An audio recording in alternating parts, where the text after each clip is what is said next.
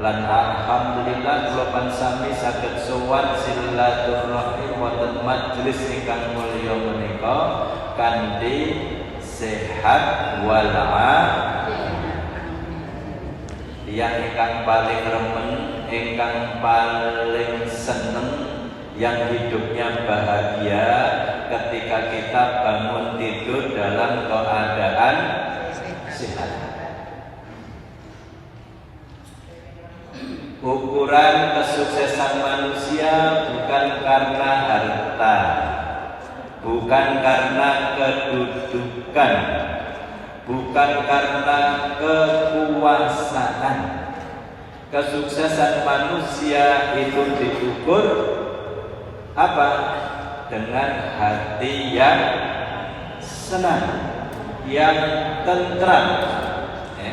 Dados kula panjenengan sami badhe gesang saged seneng bahagia nalika kula pansami ketika bangun tidur krungu saking sare kula pansami dalam kondisi sehat. Mila Rasulullah sallallahu alaihi wasallam menika paling sunnah dhateng kula pansami enjang nalika kula pansami krungu saking sare boten wonten pitutur pangandikan ingkang kula pansami ucapaken mawi lisan kula pansami kajawi kalimat napa alhamdulilladzi ahyana ba'dama amatana wa ilaihi nusyur. Hanya ucapan alhamdulillah yang paling pantas kita ucapkan di awal lisan kita ketika kita bangun. Tidak ada napa menika penggalih suara dalam hati, keinginan untuk memikirkan pekerjaan, untuk menghitung uang. Nalika sorene mboten sempat sing bakul laris, nggih Bu. Kadang kan bakul napa pegawai negeri niki. Napa tani? Napa pengacara? Pengangguran banyak acara. Jadi sing sepuh-sepuh pun sukses, sudah pensiun, profesinya jadi baru pengacara atau ternak. Napa? Ngeterke anak. Kartu, teri, ngeterke istri. Ya macam-macam profesi kita. Tapi yang jelas ketika kita bangun tidur dalam kondisi syukur kepada Allah, kemudian kita mengucap alhamdulillah, satu kalimat yang mulia yang kita tidak pernah berpikir, dalam benak kita tidak pernah berpikir selain daripada syukur ketika kita bangun dalam kondisi sehat. Ngendikanipun Nabi, man asbaha minkum annan fi sarabih wa afi fi zasadih yaumal fut indahul yaumal fut ka'annaka iyyat lahu dunya anafiriha. Sapa wonge ing esuk nalika dheweke tangi turu nemoni atine kuwi dalam keadaan amnan. Amnan iku aman, tentrem, seneng, fi sarabih, di tempat tinggalnya masing-masing ya. Hatinya tenang, tentram, senang. Ini anugerah yang luar biasa. Sebabnya apa? Ketika dia dalam kondisi senang, tentram, ketika bangun itu banyak sebab. Oke, kali bojo rukun, seneng mboten? Coba nek padu. Oke.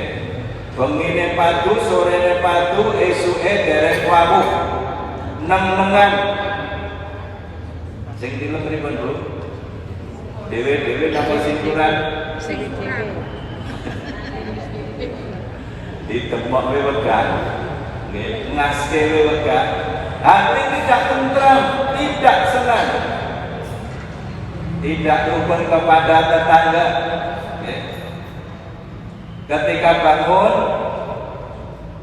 badhe medal saking griya, tengah apa? Tingak-tingaknya menapa?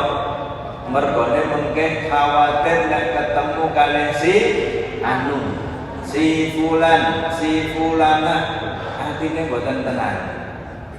Maka orang yang paling bahagia, yang sukses hidupnya, Allah beri ketenangan di dalam tempat tinggalnya karena dia melaksanakan sunnah-sunnahnya dengan mengawali syukur kepada Allah, menjaga silaturahim, tidak pernah membuat masalah.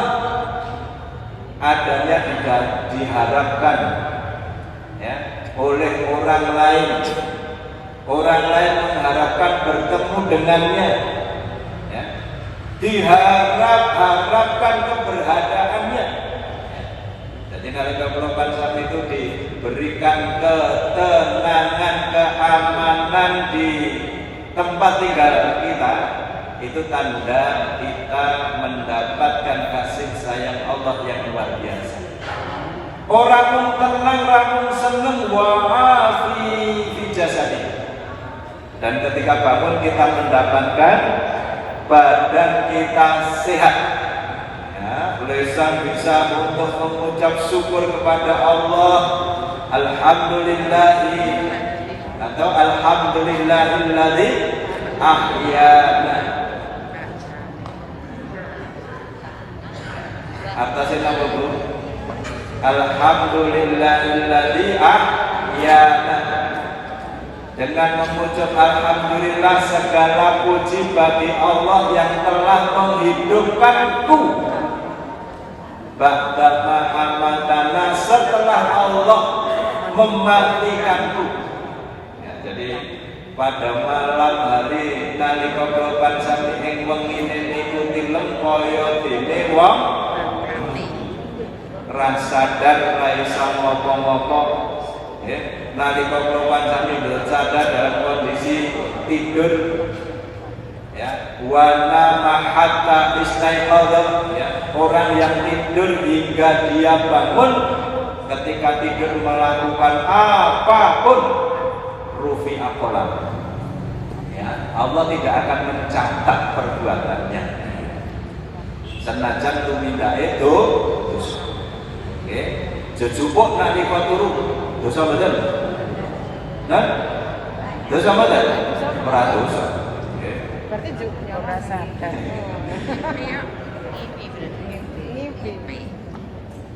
Jadi bapak nih, suaminya tadi malam kira sing ndelike duit ten ngisor bantal.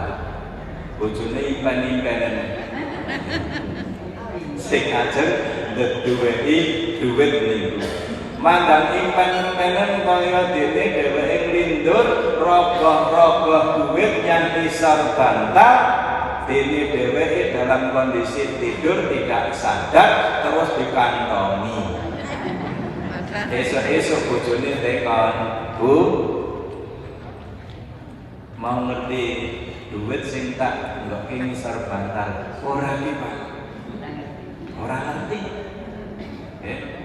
Iki mah tak nggokke ngisor bantal wis rampot tak turun ora ngerti, wong ora sadar.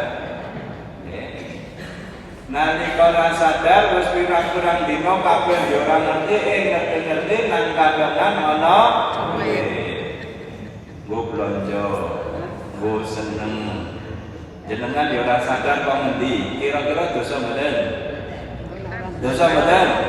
Ra. Wong nalika turu kok nalika turu ra rogoh grayang-grayang entuk. Janjine Gusti Allah rufi'a qalam. Dia tidak akan dicatat amalnya meskipun dia berbuat dosa. Lho penak emang nyuruh ngoten niku, Pak. Maka ketika kita bangun dalam kondisi pagi ya, Ternyata di malam harinya kita dalam apa? Tidak disadarkan oleh Allah kaya dene wong kuwi mati, ya. Kemudian dihidupkan oleh Allah kembali. Maka lisan kita wajib mengucap alhamdulillah. Dengan mengucap alhamdulillah dengan lancar sesuai dengan kehendak kita itu adalah anugerah. Ya. Maka wa'afi fi jasadi.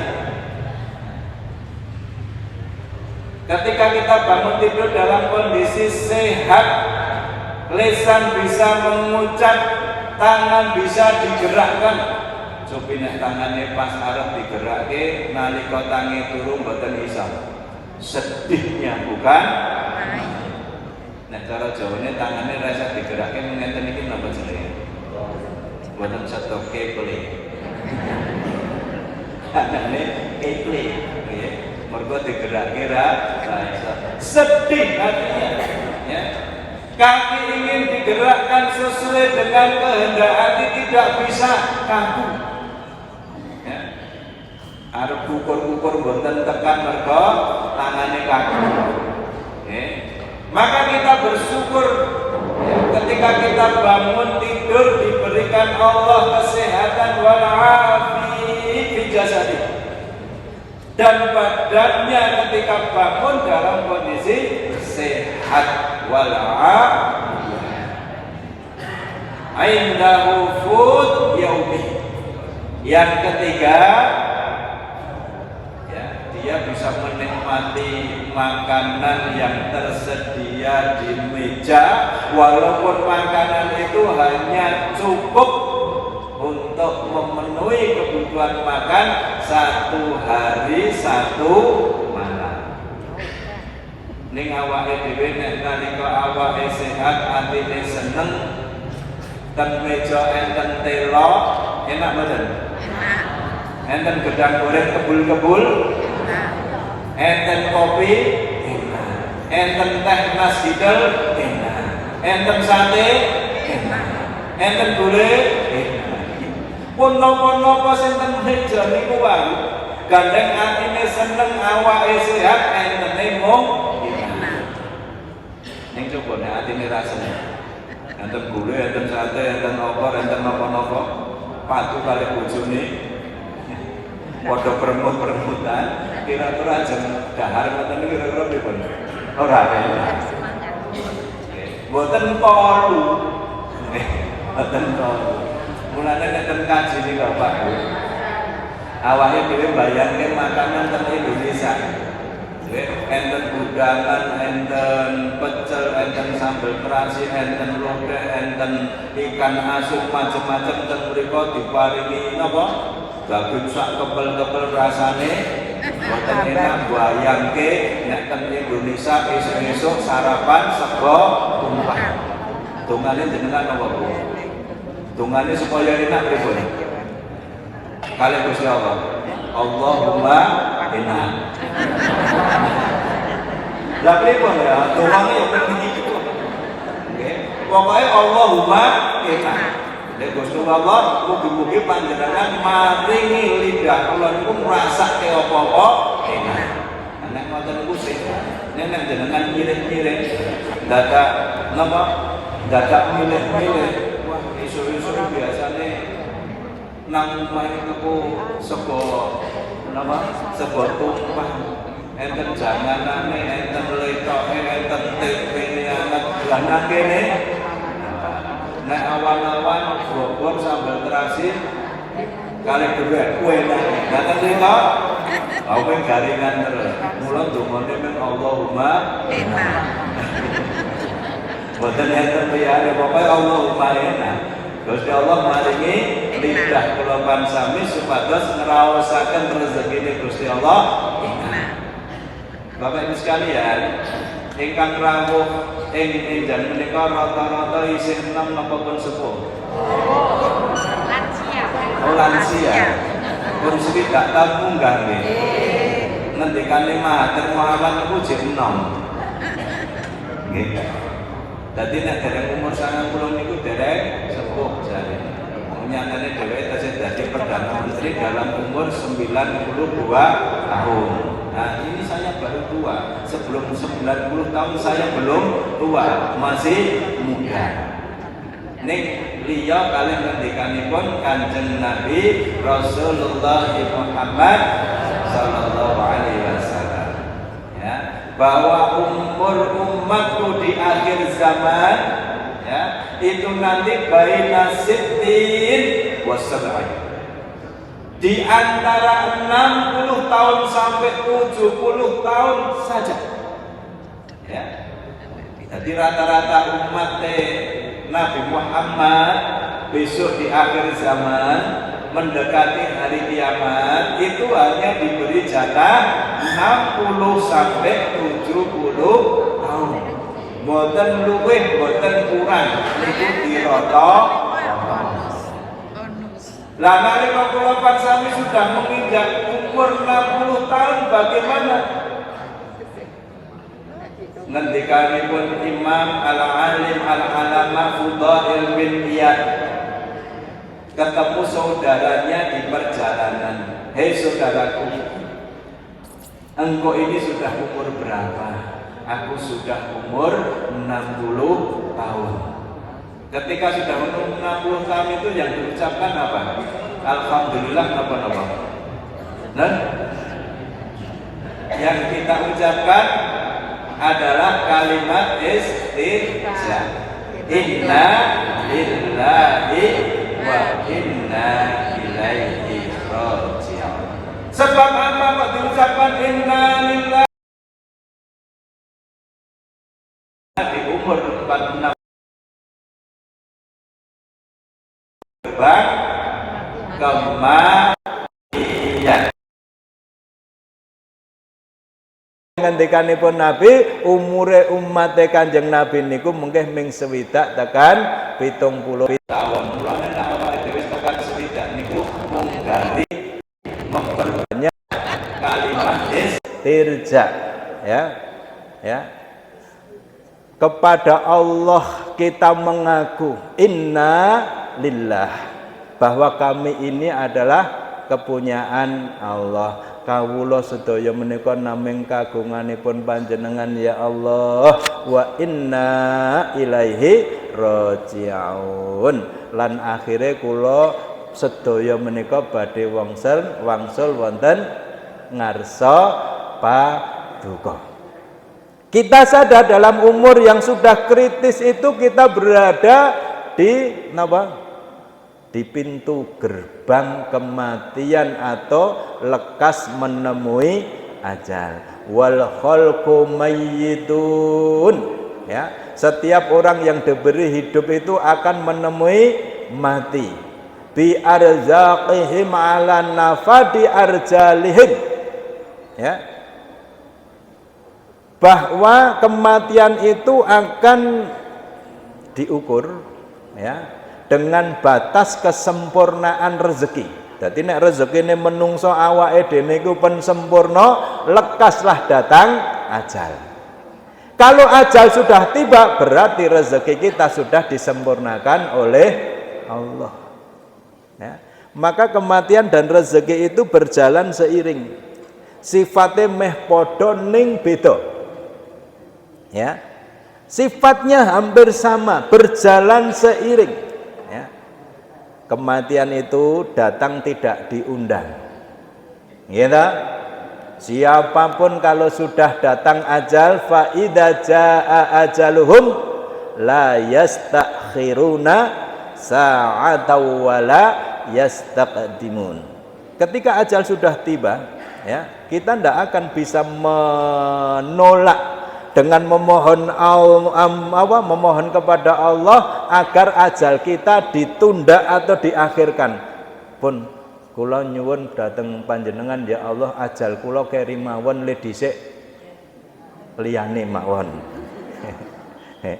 Ngres ketekan ajal niku mboten iso awake dhewe kok senajan sedang hidup sukses, atine seneng, awake sehat, bojone ayu, anake akeh, do pinter-pinter karo tangga rukun, sing dodol laris-larise karepe awake dhewe pengen napa?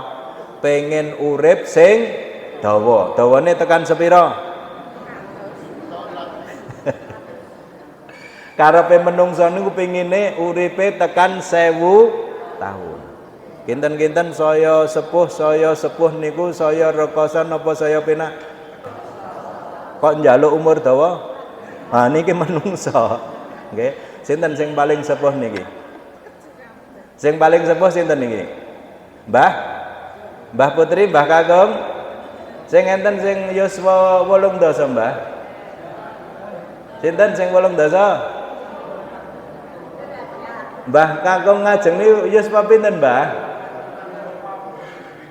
79, hampir. Nah, 79. Mbah Putri, yuswa pinten, Mbah? 81. Masya Allah. Ya, 81. Jenengan tanglet Ibu, Mbah. Saya sepuh, saya penak napa saya rekoso, Mbah? Pripun, Mbah? Saya sekecen napa saya penak, Mbah? Nen? Oh, ganteng lagi ngrasake lho. Nah, Ibu wau jare pun keju-keju. Arab dahar apa wis serang rasake enak. Tidur tidak nyenyak. Napa. Nah, maka manusia itu memang diciptakan Allah, innal insana khuliqa halu'a. Manusia itu diciptakan Allah dalam kondisi membingungkan dengan penuh keluh kesah. Wis apa wae ngresula. Pas kemarau panjang ngeten iki ya ngresula, Pak. Wah, bleduke akeh penak nek udan iki. Mandang wae udan drejes ya ngresula kok udan terus sing kumeme gabah karo jagung piye iki. Nggih, wis pokoke napa-napa mung ngresula. Itulah manusia. Nek cara wong Arab nika mengartikan manusia itu dengan al-insan makanul khata wa nisyan. Manusia itu adalah tempat berbuat salah dan lalai. Napa-napa angger salah njaluk pemakluman nggih supaya wong kuwi maklumi nek dheweke iki dadi menungso. Pancen aku jek menungso. Ya wis member nek tumindak salah ning ya aja terus. Ora ngoten ya. Manusia yang paling baik ketika dia berbuat salah, fa idza fa'alu fakhishatan aw dzalamu anfusahum dzakarullah fastaghfaru lidzunubihim wa may yaghfiru dzunuba illallah wa lam yusiru ala ma fa'alu wa hum ya'lamun. Dadi menungso sing paling apike nalika tumindak salah enggal-enggal cepet eling karo Gusti Allah, fastaghfaru lidzunubihim. Kemudian dia cepat memohon ampun dari dosa-dosanya. Ya, maka ketika dia memohon ampun dari dosa-dosanya, Allah segera mengampuni. Ya, karena memang sifat maha ampunnya Allah itu lebih luas daripada ancaman siksanya. Ya, meskipun Allah itu mengancam siksa setiap orang atau setiap insan yang berdosa, tetapi ketika manusia itu berdosa, kemudian dia sadar akan dosanya, kemudian cepat-cepat memohon ampun pada Allah, saat itu Allah mengampuni. Ya, wa may yaghfiru dzunuba illallah. Tidak ada zat yang mampu mengampuni dosa-dosa manusia kecuali Allah. Syaratnya pripun? Walam yusirru ala ma fa'alu wa hum ya'lamun. Syaratnya angger awake dhewe nalika tumindak dosa sadar terus nyuwun ngapura, berjanji kepada Allah untuk tidak mengulangi dan menghentikan saat itu juga. Boten dindende. Saat itulah Allah mengampuni, buktinya. Ya. Ada 3 pemuda yang terjebak di dalam gua dengan ditutup batu besar. Ya. Di antara pemuda itu punya kisah masing-masing sebagai amal soleh mungguhe dheweke. Yang amal soleh itu bisa mendatangkan ampunan dari Allah, sehingga ketika ampunan dari Allah itu datang, batu yang besar menutup gua itu akan terbuka. Oke. Salah satu di antaranya ada anak yang masih memiliki kedua orang tua yang sudah sepuh. Anak itu tiap hari bekerjanya sebagai buruh pemerah hewan ternak, ya, pemerah susu hewan ternak. Mereka enten mboten sing buruh gawene meresi susu. Susu kewan lho niki. Nggih. Kalau di Arab sana banyak, ya, jadi ada susu kambing, susu unta yang mereka peras kemudian dikonsumsi. Yang biasanya cara mengkonsumsi ini mboten digodhog kaya awake dhewe. Nggih, wis susu wis gurih, wis legi dadak nggoki gula niku sing mari ra sehat. Nggih to? Wis susu wis vitamine akeh dadak digodhog barang niku ya mari ra sehat. Nek ten Arab niku susu kambing niku dalam kondisi segar, susu unta dalam kondisi segar, ya. Dan itu tidak memunculkan berbagai macam radikal bebas. Radikal bebas niku napa to? Kula ya ora mudeng ning kuwi ndadekke darah kita itu tersumbat. Nggih. Kolesterol yang masuk ke tubuh kita itu sebenarnya sangat bermanfaat. Nggih ngubahke napa? Tangan niki kan enten oline, niku kolesterol. Nggih ngubahke sikil nggon dengkul niku enten oline, niku kolesterol. Nggih ngubahke sendi yang banyaknya 360 sendi, itu kolesterol. Nek awake dhewe ndak punya kolesterol, ndak akan bisa bergerak. Tetapi ketika kolesterol itu bercampur dengan radikal bebas, kolesterol jadi mengental, jadi napa niku? Mengkristal, menggumpal, terus bunteti aliran darah. Itu yang menyebabkan kita itu berpenyakit. Lah napa radikal bebas niku? Gorengan. Mboten wajan lho, Bu. Niku lho tempe digoreng. Terus tahu digoreng, pokoknya napa-napa le digoreng niku menyebabkan radikal bebas. Terus junk food itu napa? Mengtekan bocah cilik niku. Napa niku? Napa? Makanan siap saji. Dadi sing diawet-awetke niku, teh diawetke dadi teh botol. Susu diawetke dadi susu botol. Terus napa mulai napa-napa diawetke, mergo sing diawet-awetke mengandung bahan kimia yang sangat membahayakan, sehingga itu akan menjadi radikal bebas. Sing radikal sing bebas berkeliaran kemana-mana niku, yang mengganggu aliran darah kita. Ya, sebenarnya makanan yang masuk ke dalam tubuh kita itu semuanya bermanfaat, tetapi karena pengelolaannya itu yang tidak benar, sehingga bisa menyebabkan penyakit dalam tubuh kita. Dan itu sebenarnya bisa selesai dengan apa? Dengan ibadah. Ibadah apa? Sholat. Loh ternyata sholat, Bu. Ya. Sholat itu merupakan riyadhatun badaniyatun kamilah. Sholat itu yang benar merupakan olahraga tubuh yang sempurna. Wudhu itu yang benar bisa menjadikan asupan gizi bagi tubuh kita yang sehat. Dadi niki wau napa niku?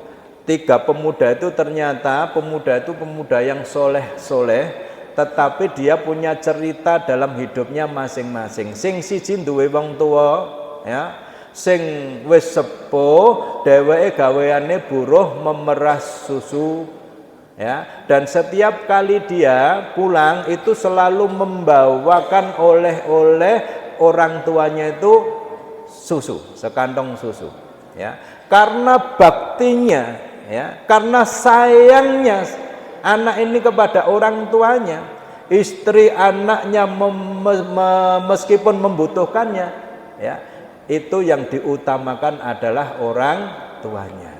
Jadi mungkin nek tiyang sepuhe pun ngunjuk, pun rumangsa marem, rumangsa puas, nembe turane diparengke sinten? Istri dan anaknya. Meskipun memberikan nafkah kepada istri dan anak itu merupakan jihad yang paling utama dibandingkan dengan apa? Jihad memegang senjata memerangi orang kafir, jihad memberikan nafkah kepada orang miskin, jihad memerdekakan budak, ya, yang lebih utama suami itu adalah memberikan nafkah kebutuhan anak dan istri. Tetapi seorang laki-laki masih memiliki orang tua, ya, jihad yang paling utama adalah birrul walidain. Dadi nek wong lanang niku kaya awake dhewe sing lanang nek sik ndek wong tuwa loro, ya, sing luwih diutamake nyenengke atine wong tuwa supaya ridho. Ampun nggih seneng dhewe. Awake dhewe sugih ndek mobil wong tuane ngepit ekrek rekosone kon nutuke. Nggih, niku rata-rata begitu. Nek awake dhewe numpak mobil ya wong tuane tukokno mobil. Nek awake dhewe kaji wong tuwane tindake haji. Ampun seneng dhewe. Nggih. Niku anak yang berbakti begitu. Lah ini anaknya berbakti. Ya. Maka ketika suatu hari dia nggawa susu niku ya mung sak kantong niku tok. Anak bojone sedina rong mangan mang bayangke. Nggih, ngeleh. Begitu suaminya itu datang, ya, rumangsa seneng iki engko nggawa oleh-oleh susu kaya biasane. Engko sing tiyang sepuhe niku pun dibagi, anak istrinya sudah disisihkan. Ternyata menggawa sak kantong tok. Dugi dalem pun wengi, nggih, tiyang sepuhe pun sari. Nah terus anak bojone ngrengek njaluk susu niku wau. Pak kula ngeleh dereng maem, dereng klebon napa-napa. Ya. Gandeng bektine wong lanang napa seorang anak laki-laki kepada orang tuanya itu tidak berani memberikan susu, ngelongi sithike ya rawani karena melihat kondisi kedua orang tuanya baru tidur. Hingga menunggu bangunnya, baru setelah keduanya merasa puas meminum, ya, hasil jerih payah sehari dari sekantong susu, baru sisanya diberikan anak dan istri. Lah niku terus diaturke karo Gusti Allah. Kira-kira nek kaya panjenengan nek ngoten niku kira-kira bener apa ora, Pak? Bener mboten, Bu? Padahal jihad yang paling tinggi seorang suami itu adalah memenuhi nafkah kepada anak dan istri. Tetapi yang lebih penting lagi adalah ketika dia punya orang tua itu harus diutamakan. Mulai bapak-bapak, nggih, mas-mas sing tesih gadah tiyang sepuh, nggih, niku ampun mung memanjakan istrinya saja. Malah enten kelompok napa ya, suami takut istri.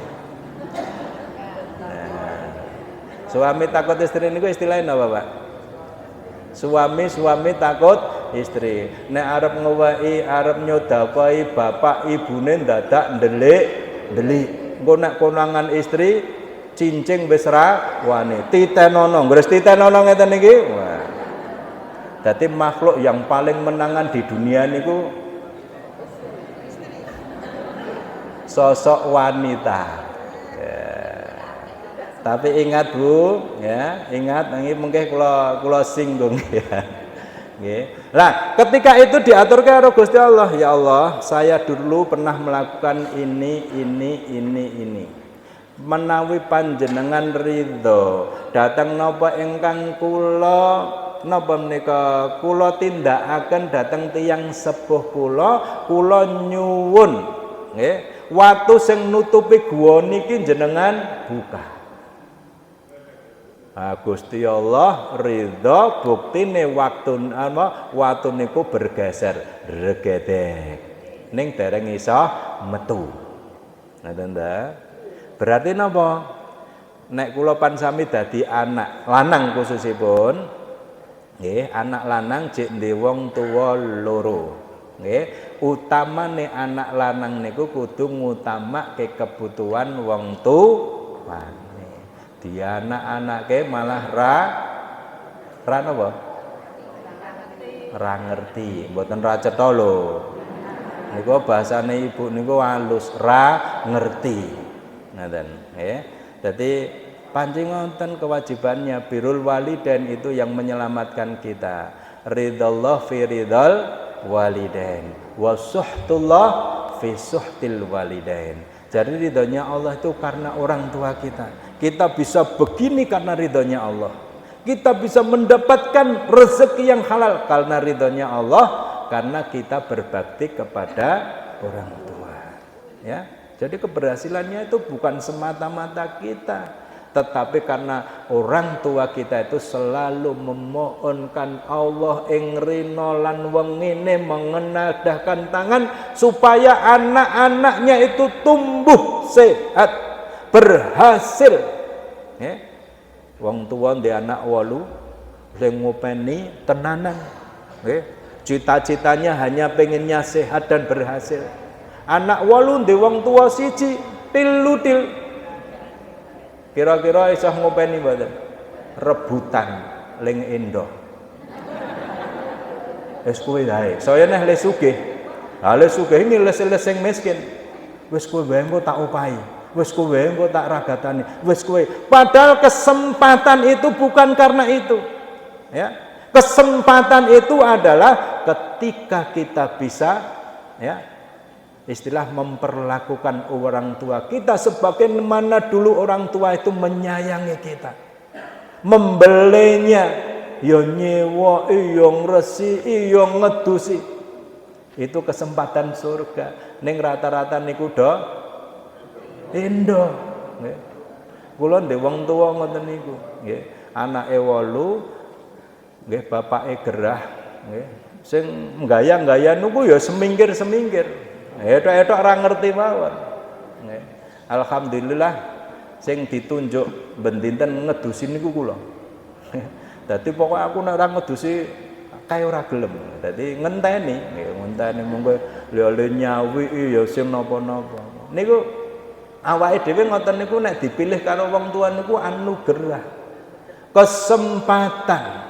Karena Rasulullah itu pernah naik di mimbar di Madinah, ya.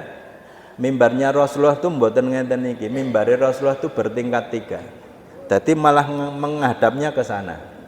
Nek niki mimbar ngeten niki mimbare napa nih? Mimbar para pendeta. Mimbar para pendeta ngeten niki. Ning nek mimbarnya Rasulullah, ya mangke panjenengan wonten mihrab Masjid Madinah menika di pengimaman itu kan ada mihrab, tempat sholatnya imam. Di samping itu ada mimbar. Mimbarnya Rasulullah itu bertingkat 3, menghadapnya ke jamaah. Ya, bertingkat 3. Ketika Rasulullah di bulan Ramadan itu naik ke satu mimbar, Rasulullah mengucapkan amin. Kemudian naik ke mimbar yang kedua, Rasulullah juga mengucapkan amin. Naik ke mimbar yang ketiga, Rasulullah juga menengadahkan tangan mengucapkan amin. Setelah Rasulullah khutbah selesai, para sahabat bertanya, "Ya Rasulullah, nalika panjenengan badhe khutbah naik ke mimbar 1, tangga 1, tangga 2, tangga 3, panjenengan menengadahkan tangan sambil mengucapkan amin. Kiranya gerangan apa yang engkau aminkan ya Rasulullah? Ketahuilah ya para sahabatku, ketika aku naik ke satu tangga mimbar, datang malaikat kepadaku, melaknat satu golongan dan saya mengaminkan. Apa itu? Satu, ketika itu masuk di bulan Ramadan, ya, dilaknat, ya. orang yang diberi kesempatan bulan Ramadan, tapi bulan Ramadan itu tidak dimanfaatkan untuk mencapai ridha Allah, dia menyia-nyiakan waktunya, ya, maka malaikat, ya, itu melaknat. Maka saya mengaminkan, ya. Maka para sahabatku, ketika datang bulan Ramadan, jangan engkau sia-siakan. Gunakan waktu yang hanya sebentar dan singkat itu, karena bulan Ramadan adalah bulan penghapus dosa.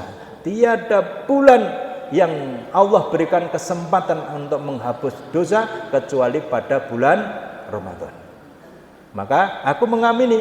Kemudian yang kedua, ketika ada seorang anak memiliki kedua orang tua yang sudah renta, kemudian anak itu tidak berbakti kepada kedua orang tuanya, sehingga orang tuanya itu tidak bisa menjadikan wasilah untuk menggapai surganya Allah, ya, maka anak itu adalah terlaknat, ya. Maka kalau kita masih memiliki kedua orang tua, ke orang tua itu tidak bisa menjadikan kita masuk surganya Allah, rugi, ya. Maka kita termasuk orang yang dilaknat oleh Allah Subhanahu wa ta'ala. Maka apa itu ashabul ghar, ya, ketika pemuda yang masuk terjerembab di mana itu, di gua itu, dengan apa yang pernah dilakukan itu, ya, ternyata diridhai oleh Allah, maka terbukalah batu itu.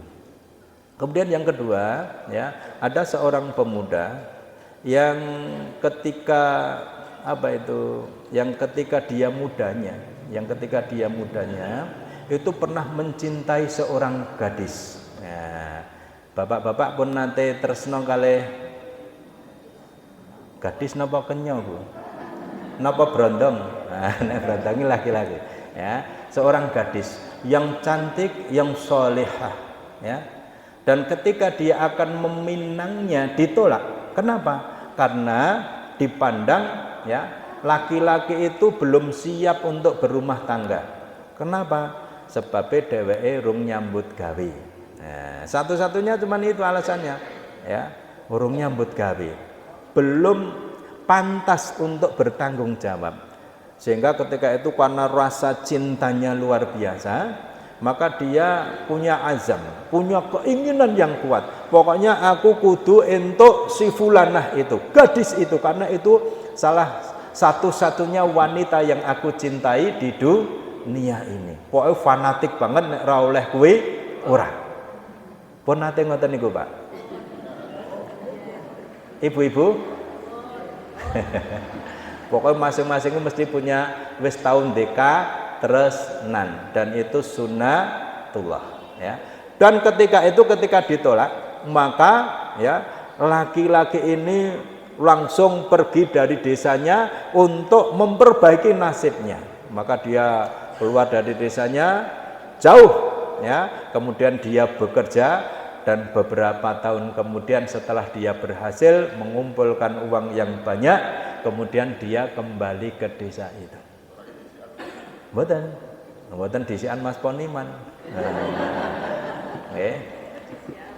Nah, ketika sudah sampai ke desa itu, ya, dia melihat gadis, ya, itu ternyata alhamdulillah masih sendiri, ya.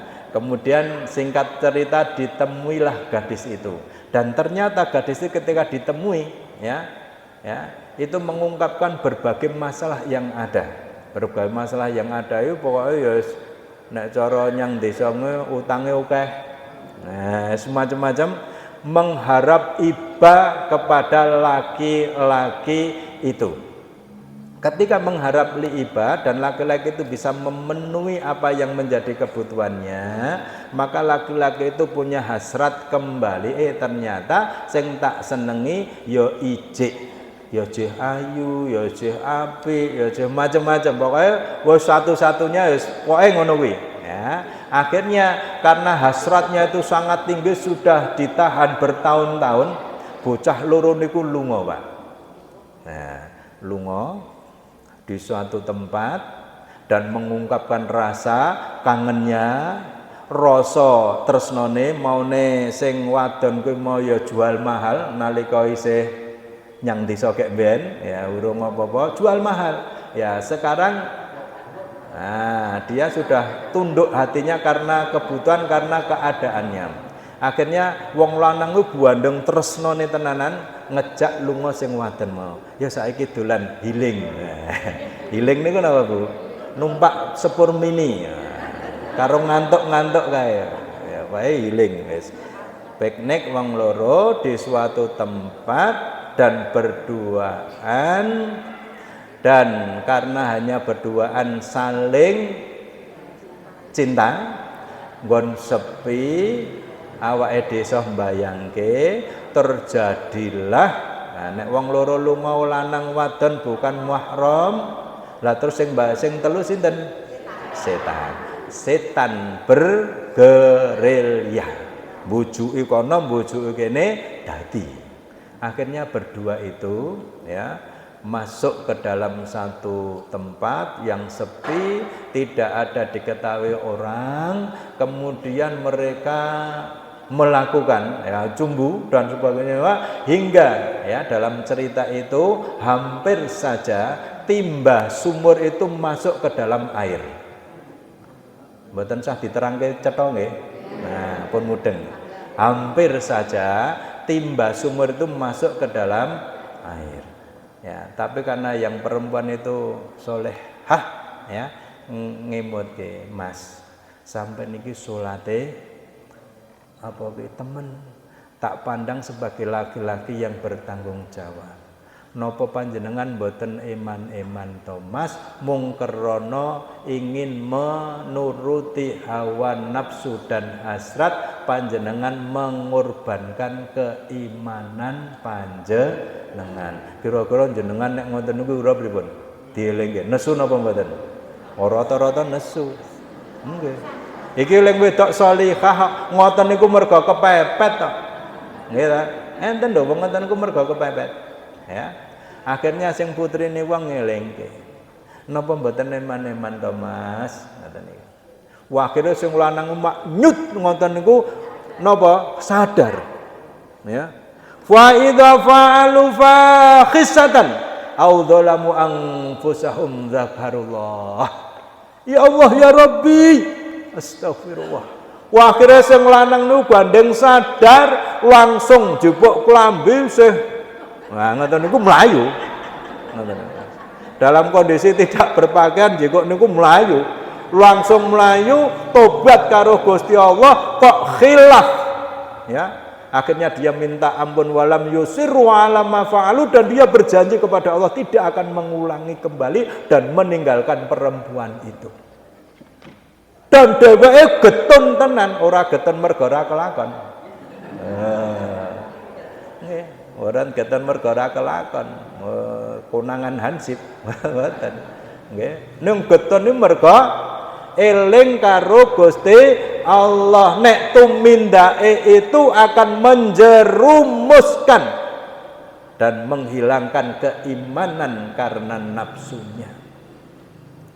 Terus bar kuwi dheweke tobat ninggalke wanita itu. Dan kebetulan ya terjerembab dalam gua itu. Terus dhewe cerita karo Gusti Allah, "Duh Gusti Allah, kula nalika enom demben nate nindakake ngeten ning ati kula terus sadar nek tumindak kula niki wau dosa.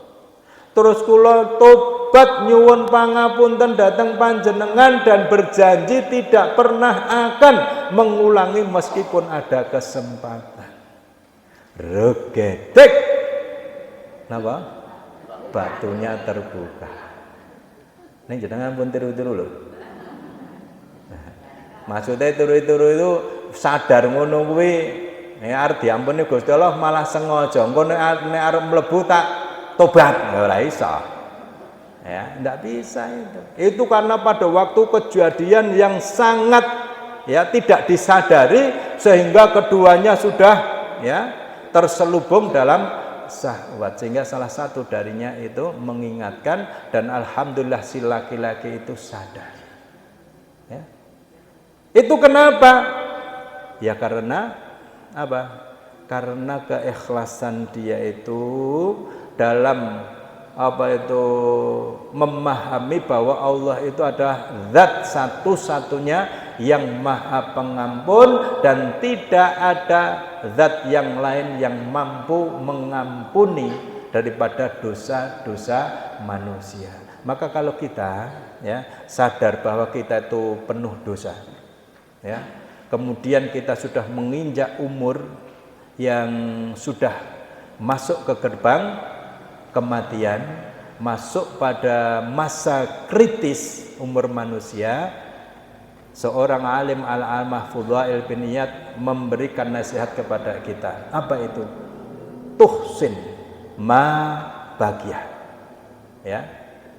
yukfaru laka ma baqiya wa ma madha wa in sa'at, fa innaka wa in sa'at ma baqiya wa ma madha. Ketika kita sudah umur yang kritis itu, nasihat yang harus kita jalani satu: segeralah engkau memperbaiki akhlak dengan cara beristighfar kepada Allah dan bertobat kembali kepada jalannya yang benar. Yukfaru laka ma baqiya wa ma madha. Maka Allah itu akan mengampuni dosa-dosa yang kita lakukan hari ini dan dosa-dosa yang telah lalu. Fa innaka wa in sa'at, ketika dalam umur yang kritis itu kita masih memiliki keinginan untuk berbuat dosa dan maksiat, fima baqiya ukhidat bima malla wa ma baqiya. Kalau hari ini kita sudah masuk usia yang kritis itu kok masih menginginkan perbuatan dosa, hanya keinginan saja, bahkan kita masih mengharap-harap untuk berbuat dosa, bahkan kita masih asik berbuat dosa. Ukhidha ma baqiya wa ma madha. Allah itu akan menghitung teliti, diungkap kembali dosa-dosa kita yang telah lalu, dan dosa-dosa yang akan datang tidak pernah akan dijaga oleh Allah. Loh, ini bahayanya. Karena apa?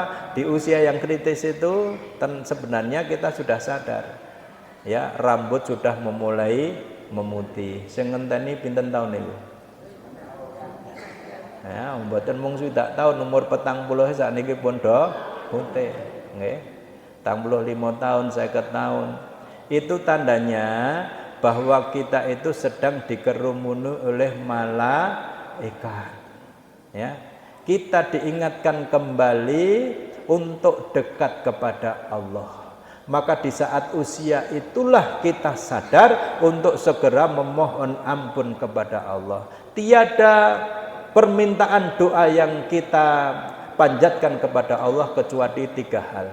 Allahumma inni as'aluka husnal khatimah warzuqni taubatan qoblal maut ya alima ma fis sudur, atau ya muqallibal qulub tsabbit qalbi ala dinik.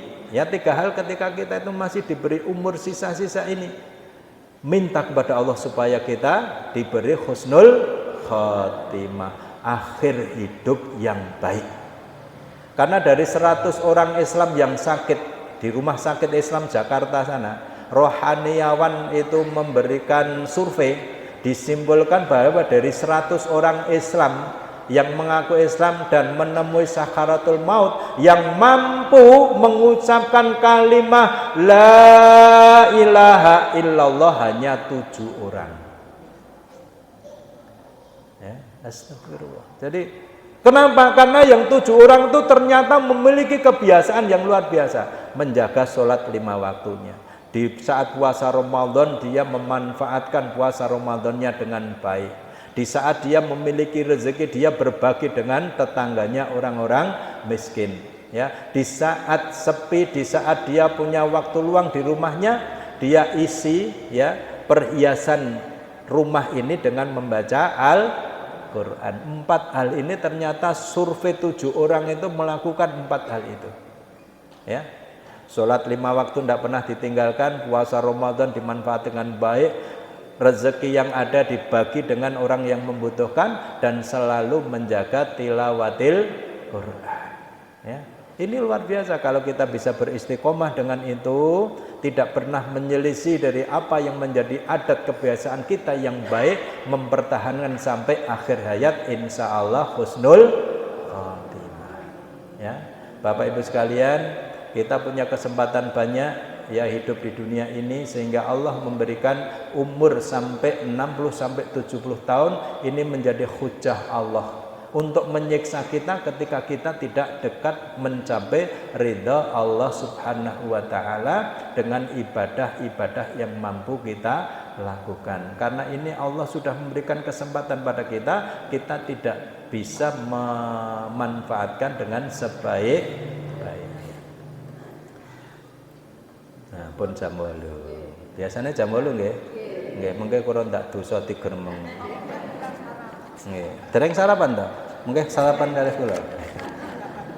Mangke wonten wekdal ingkang badhe dateng, kita badhe napa nek dipanggihke melih niku badhe napa badhe matur nggih, mugi-mugi kula pansami tansah dipun paringi umur ingkang manfaat, kula pansami dipun akhiri hayat kita dengan husnul khotimah, dan diberi kesempatan warzuqna taubatan qabla maut, diberikan kesempatan bertaubat sebelum mati, dan memohon kepada Allah yang membolak-balikkan hati kita itu, ya muqallibal qulub tsabbit qalbi ala dinik, supaya kita diteguhkan hati ini untuk selalu berpegang kepada agama Allah. Karena di akhir hayat nanti kita akan mengamalkan agama yang benar itu seperti kita menggenggam bara api di telapak tangan, berat sekali, dan ini perlu kesabaran dan latihan. Kalau mulai sekarang kita tidak latihan menghadapi waktu-waktu yang akan datang yang semakin berat, ya, dengan kebijakan pemerintah yang semrawut ini, ya banyak lah. Jadi nanti kehidupan agama akan semakin berat, ya.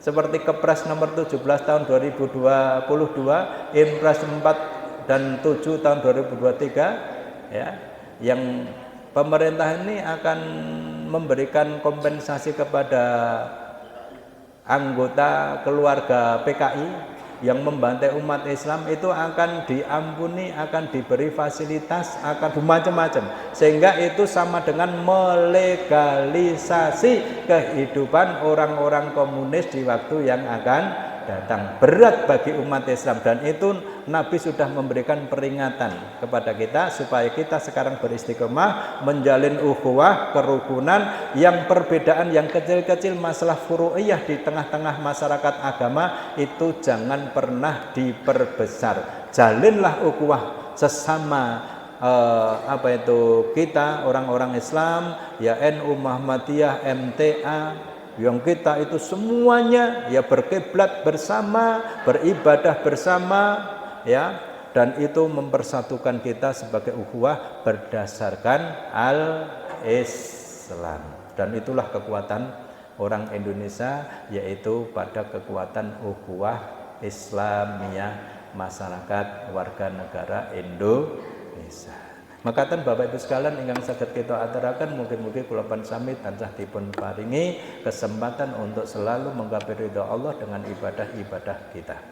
Wal afa minkum, sedaya napa ingkang saged kita aturaken kekirang nyuwun pangapunten, mugi-mugi Allah tansah paring pangapura. Amin ya rabbal alamin. Assalamualaikum warahmatullahi wabarakatuh.